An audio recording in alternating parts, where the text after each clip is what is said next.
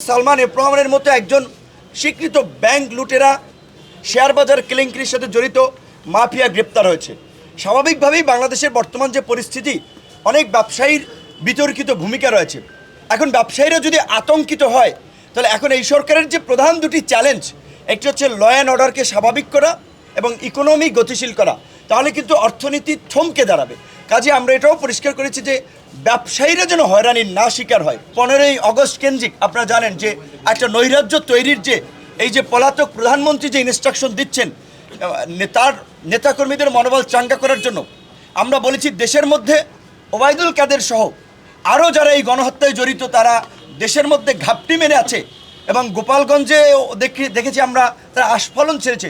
অনতিবিলম্বে তাদেরকে খুঁজে খুঁজে গ্রেপ্তার করা এবং ছাত্রলীগ যুবলীগ যেহেতু এই আন্দোলনে ভায়োলেন্স করেছে, সরাসরি গুলি চালিয়েছে, এই যে চিহ্নিত অস্ত্রধারী সন্ত্রাসীদেরকে অনতিবিলম্বে গ্রেপ্তার করা, সকল ধরনের অবৈধ এবং বৈধ অস্ত্র জমা নেওয়া এবং এই সন্ত্রাসী কর্মকাণ্ডের জন্য রাজনৈতিক দলকে নিষিদ্ধ, সেটা নির্বাহী আদেশ কিংবা আপনার নির্বাচন কমিশন অনেক নিয়মনীতির মধ্যে দিয়ে হবে, কিন্তু ছাত্রলীগ যুবলীগকে সন্ত্রাসী সংগঠন হিসেবে চিহ্নিত করে স্বরাষ্ট্র মন্ত্রণালয়ে প্রজ্ঞাপন দিতে পারে, আমরা তার কাছে সেটি দাবি জানিয়েছি। কোথাও যদি কোনো চিহ্নিত সন্ত্রাসী নৈরাজ্যকারী কোনো অবস্থান করে থাকে, আমাদেরকে তথ্য দেবেন।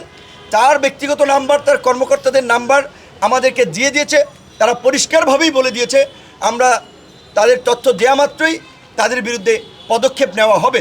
আওয়ামী লীগের প্রতি, ছাত্রলীগ যুবলীগের প্রতি যারা দেশে আছেন তাদের প্রতি একটা আহ্বান রাখতে চাই যে আমরা আপনাদেরকে গত 4-5 বছর ধরে বলছিলাম যে শেখ হাসিনা পালিয়ে যাবে, ওবায়দুল কাদের, সালমান এফ রহমানরা হয়তো আফগানিস্তানের মতো প্লেনের চাকা ধরে পালাতে পারবে, আপনাদেরকে এই দেশে থাকতে হবে।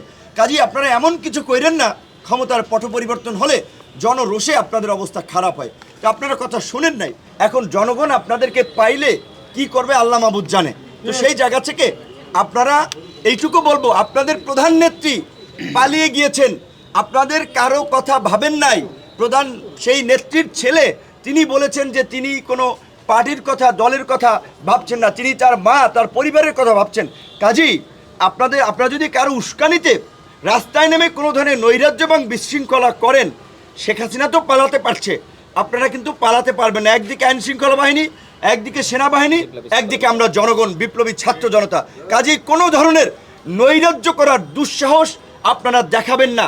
এখন দেশের যে পরিস্থিতি, এই পরিস্থিতিতে যদি আপনারা এই ধানমন্ডিতে শোডাউন দেওয়ার প্রস্তুতি নেন, গোপালগঞ্জে আস্ফালন দেখানোর চেষ্টা করেন, তাতে এই দিকের যে ক্ষুব্ধ ছাত্র জনতা, আপনারা কিন্তু স্বাভাবিকভাবেই রাস্তার যে পরিস্থিতি আপনারা দেখেছেন, প্রাণ নিয়ে কিন্তু ঘুরে ফিরতে পারবেন না। কাজেই দয়া করে আপনাদেরকে অনুরোধ করব, এই নৈরাজ্য তৈরি করার বিন্দুমাত্র দুঃসাহস দেখাবেন না।